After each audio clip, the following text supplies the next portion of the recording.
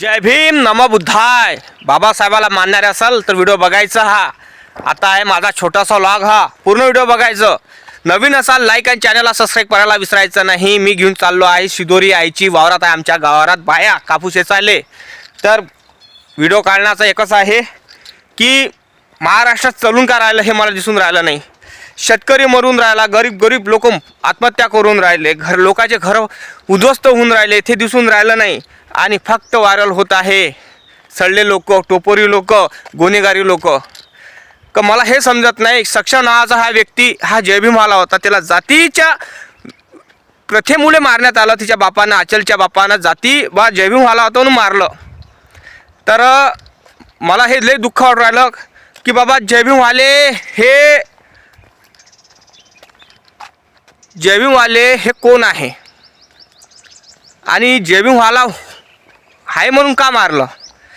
मला इथं दुःख वाटून राहिलं की आचलच्या बापानं की जय भीम वाला होता म्हणून मारलं अशी ती आचल सांगून राहिली।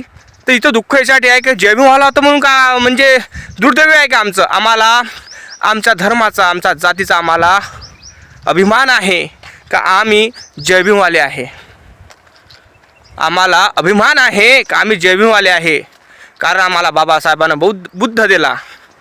आणि आम्ही जय भीम हा शब्द असा वापरत नाही, कारण 500 महारांनी 28,000 पेशव्यांना तुळू मारलं।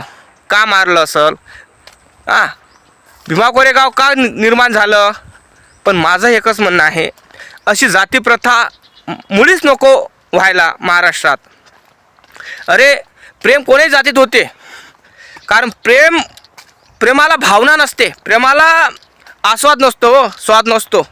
प्रेम कसंही होते, कोणी मुलीवर होते, पण गोष्ट हेच आहे की मारता कशाला रे, समजावून सांगा ना। समजा उदाहरणार्थ मी एखाद्या मुलीवर प्रेम केलं, ते अदर कास्टची आहे, तर मग अदर कास्टची मुलगी आहे, त्या मुलीला एकच सांगायचं आहे मला की तू माझ्यावर प्रेम करत आहे ना, तर तुझ्या वडिलाला सांग की एका मुलाशी प्रेम करत आहे आणि एखाद्या तो कास्टमधला आहे, वेगळ्या कास्टचा आहे, आपल्या जातीचा नाही आहे, तर सांगा मी त्याच्याशी लग्न करू का काय, कारण तोही माझ्यावर प्रेम करते, मी पण त्याच्यावर प्रेम करते, आम्ही जगू शकत नाही। तर तिच्यातून एक रास्ता निघतो, हो तिच्यातून एक रास्ता निघतो। वडील म्हणत असन तू बिनधास्त लग्न करून टाक, तर करायचं। आपले वडील म्हणत असन तू करू नकोस, कारण तू आमची इज्जत आहेस, तुझ्यासाठी आम्ही स्वप्न पाहिलेले आहे, मी तुझ्यासाठी आपल्या जातीतलाच एक मुलगा बघितला आहे, तू तुझं लग्न लावून देतो मी त्याच्याशी। तर त्या मुलीनं एकच म्हणाले पाहिजे मला की युवराज, माझे आई वडील असे म्हणून राहिले, माझी आईची इज्जत मी आहे, माझ्या वडिलाची इज्जत मी आहे, माझ्या घरच्याची इज्जत मी आहे, आणि मला आई वडिलाची इज्जत मला नदीनं वाहू द्यायची नाही आहे, बरोबर नाही काय। आणि आपलं प्रेम काय 3 वर्षाचंच आहे, आपलं प्रेम हे 3 वर्षाचं आहे। तर माझ्या आईवडिलांनी मला 20 ते 22 वर्षापासून वाढवलं। 3 वर्षाचं प्रेम हे माझ्यासाठी काही नाही आहे तुझं, पण माझ्या आईवडिलाचं प्रेम हे माझ्यासाठी अनमोल आहे, कारण मला 30 ते 25 वर्ष माझ्या आईनं मला वाढवलं, माझ्या भावानं वाढवलं, माझ्या बापानं वाढवलं। तर मी त्या प्रेमाला विसरू शकत नाही। आपलं इथंच नातं तुटलं, आपलं प्रेम विसरून जा आणि तू कोणाही मुलीशी लग्न कर, तू जिंदगी जग चांगली। मला असं वाटते की तू जिवंत राहावं, कारण माझ्या घरचे लोक रामखोर आहे, गुन्हेगारीतले लोक आहे, आणि माझे घरातले लोक टोपोरी आहे। त्या कारणामुळं माझे घरातले लोकांना हे मान्य नाही आहे। नाहीतर कसं होईल, आपण दोघं भेटत जाऊ, बोलत जाऊ, तर माझ्या घरच्या लोकांना असं वाटेल की हे दोघं अजूनही रिलेशनमध्ये आहे। तर त्या कारणामुळं आपण इथंच आपलं प्रेम इथंच खतम करून टाकायचं आणि आता आपण दूर होऊन जायचं। दादा तेव्हा हिनं असं म्हटलं तर निघून चालली गेली, तर मी तशी जगू शकणार नाही काय? जगू शकणार दादा, कारण हे ऑक्सिजन थोडी आहे। मी का 2 दिवस उपाशी राहीन, 3 दिवस उपाशी राहीन, 4थ्या दिवशी जेवायला लागणच ना। आणि इच्छेपेक्षा एखादी चांगली मुलगी भेटली, तिच्या प्रेमात पडून जाईल, आहे नाही काय? कारण हे प्रेम कोण म्हणते एकाच वेळा प्रेम होते? प्रेम बार होते। त्याच्यापेक्षा बेहतर मुलगी भेटली तर, त्याच्यापेक्षा बेहतर मुलगा भेटला तर, कळलं काय? कारण तुम्हाला माहीतच आहे, प्रेम हे फक्त मायबापच करत असतात, कोणीही प्रेम करत नाही। जे रिॲलिटी प्रेम असतात ते मायबाप करत असतात, कारण जे मायबाप प्रेम करत असतात त्याच्यामध्ये कुठलाही गर्व नसतो, कुठलाही भेदभाव नसतो, काही नसतो, कळलं का? तर ह्या मुलीनं असं मला म्हटलं तर मग म्या काय सुसाईड करावं काय? नाही नाही नाही, मी एकच करणार की एखादी मुलगी बघणार, दुसरी एखादी तिच्याशी प्रेमात पडणार, नाही ती माझ्या स्वतःच्या पायावर उभा होईन, आहे नाही काय? तिनं का नाकारलं मला? आणि तिच्या आता समजा तिला तिच्या बापानं सांगितलं समजावून, तसं माझ्यापाशी आली, तसं हिनं म्हटलं की युवराज माझे आई वडील मला असे म्हणून राहिले, पण नाही, आपल्याला आपलं प्रेम असं टिकून ठेवायचं आहे ना, आता आपल्याला लग्न करायचं, असं करायचं आहे, तसं करायचं आहे. तर तिचा बाप समजावू थकला, इले समजावू थकला आणि मी समजू शकलो नाही. तर मग काय करणार?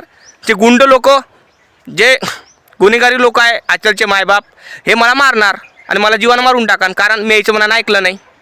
कारण कशी पोरगी इज्जतदार असते ना, पोरगी इज्जतदाराची असते, पोरगा इज्जतदाराचा असते. त्या कारणामुळं तुम्हाला समजली का माझी कथा? मी सांगण्याचा उद्देश माझा एकच आहे की कुठलाही मायबाप कितीही गुंडेगारी असन, कितीही गुन्हेगारीतले लोक असन, पण कोणालाही मुलगी अशी देत नाही. कारण आजकाल तुम्ही बघूनच राहिले. आणि राहिला जातीविषयक हल्ला, हा जातीविषयक हल्ला केला तो बाबासाहेबांच्या लेकरावर केला.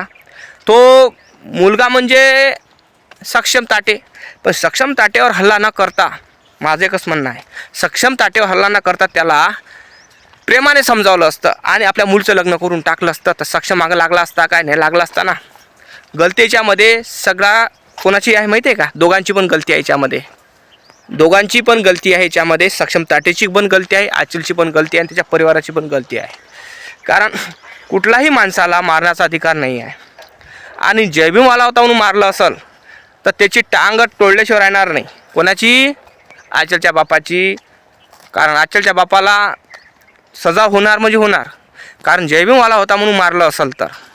आणि प्रेम प्रकरण हे एवढं वाळवू देऊ नका, कारण तुमच्या प्रेमात काही तथ्य पडलं नाही.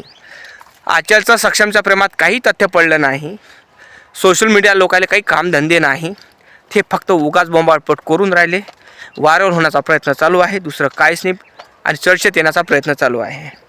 तसाच त्या कारणामुळे मी तुम्हाला सांगतो की नांदेडची जी प्रेम कहाणी आहे हे एकदम बकवास प्रेम कहाणी आहे, दुसरं काहीच नाही. तिच्यात तथ्य काही नावाची चीज नाही.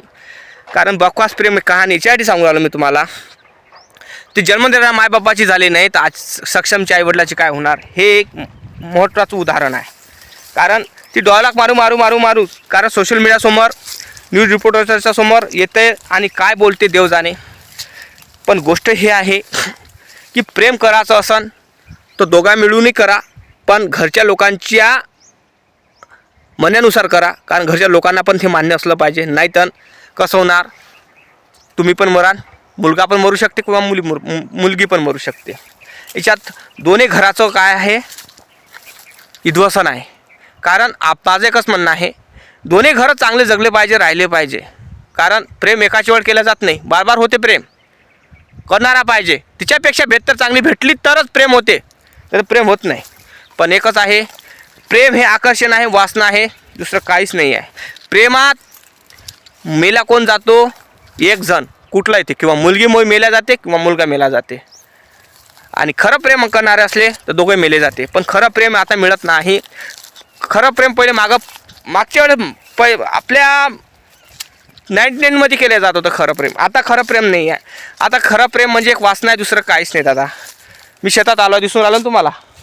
सांगण्याचा उद्देश असा आहे, जयभीमवाला होता मारलं गेलं असेल तर तो मरणार म्हणजे मरणार तिचा बाप. पण जयभीमवाला तो विचार वेगळे काही असेल त्याचे, की बा आपल्या मुलीसाठी हित बघितलं असेल त्यानं, तर त्यानं मारायला तो लागत, मुलाला समजा लागत होतं. हे माझं मत आहे, दुसरं काहीच नाही. कारण आचल आणि सक्षमचं प्रेम हे मला बरोबर वाटत नाही. कारण प्रेम करावं कसं, काय कसं, की कारण माझं एकच म्हणणं आहे, ती प्रियशी असताना स्वतःच्या प्रियकराला वाचू शकली नाही. प्रेयसी असताना स्वतःच्या प्रियकराला वाचू शकली नाही, तर मग काय कामाची प्रेयसी? आणि आता लग्न केलं म्हणते तिनं प्रेताशी, मी तर मानत नाही. लग्न केलं म्हणते प्रेताशी आणि बायको आहे, तर बायको आहे तर न्याय काय मिळत नाही मग तिला? आपल्या नवऱ्याला न्याय काय मागू शकून नाही राहिली ती? तिच्या घरात मंगळसूत्र नाही आहे, तिनं भांग भरला नाही आहे, टिकली नाही आहे, काही नाही, कुवारी पोरीसारखी राहून राहिली. मग काय? मग ते विधवा आहे का ते? अरे विधवा आहे तर मग काळ्या मणीचा सर तर टाकाव. भांग नाही भरला तिनं, काही नाही भरला. भांग जाऊ द्या, विधवा बाया भांग नसते भरत. टिकली तर लावाव, टिकली लावली नाही तिनं. मंगळसूत्रही नाही, मंगळसूत्र जाऊ द्या, काळा मणीचा सरही नाही आहे तिच्या गळ्यात.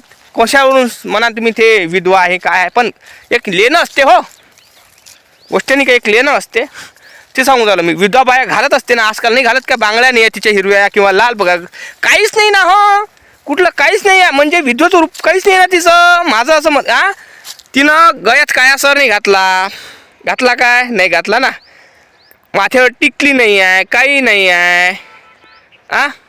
लग्न केलं, अबे लग्न केलं मग विधवेचं रूप काय आहे, विधवेचं रूप आहेच नाही ना. तिनं पांढरी साडी घातली का नाही घातली जाऊ द्या, आपल्या संविधानात असं आहे की पांढरी साडी घालाच लागते असं काही नाही. पण गोष्ट काय आहे, अरे काय सर तर घालाव. सक्षमच्या नावाची विधवा आहेच, काहीतरी प्रूफ तर दे तू विधवा आहे म्हणून सक्षमच्या नावाची.